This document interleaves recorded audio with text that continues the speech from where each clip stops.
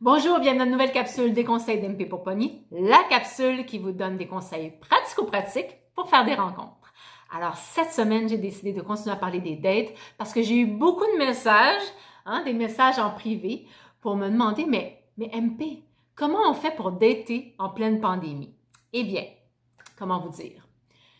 Je sais que c'est pas facile, hein? Je sais, là, je vous connais, ma gang de romantiques finis. Vous rêvez de rencontrer l'âme sœur, là, au détour d'une allée à l'épicerie ou à la buanderie pendant que vous lavez vos bobettes. Mais c'est fini, cette période-là, hein? Maintenant, on porte des masques et c'est pas très sexy. Alors, bienvenue en 2020.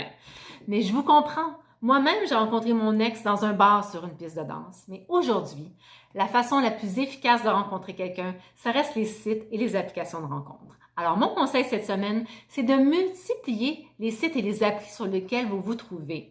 Essayez-en 2, 3 en même temps. Comme ça, vous multipliez vos chances par 2, 3 de rencontrer quelqu'un d'intéressant. C'est mathématique. N'oubliez pas ce que je vous ai dit la semaine dernière. C'est sur la quantité que vous allez rencontrer la qualité. L'avantage qu'on a dans ce qu'on vit présentement, parce qu'il y a toujours du positif dans le négatif, c'est qu'on est comme un peu obligé de faire connaissance avec la personne avant de la rencontrer en chair et en os. Ça ne veut pas dire de faire des échanges par texto interminables, mais vous pouvez proposer un rendez-vous virtuel sur des plateformes comme Zoom, par exemple. Et à ce moment-là, vous avez un échange où c'est encore mieux que le téléphone parce que vous voyez l'expression faciale, vous voyez le langage corporel de la personne. Moi, j'ai eu 2 rendez-vous virtuels avant de rencontrer la personne pour une première date en chair et en os et je dois dire que ça a été un franc succès parce qu'on avait déjà eu 2-3 heures de conversation comme ça avant la première date et ça avait comme brisé la glace. Alors, pour la première date, qu'est-ce qu'on fait? Eh bien, tout simplement, on peut aller dans un endroit où il y a du café pour apporter et on va prendre une marche avec la personne en gardant le 2 mètres de distance. Pour la deuxième date, ma proposition, c'est un pique-nique au parc. Et vous allez me dire, mais MP, les parcs sont pleins, je sais, mais il y a moyen de trouver un petit coin tranquille.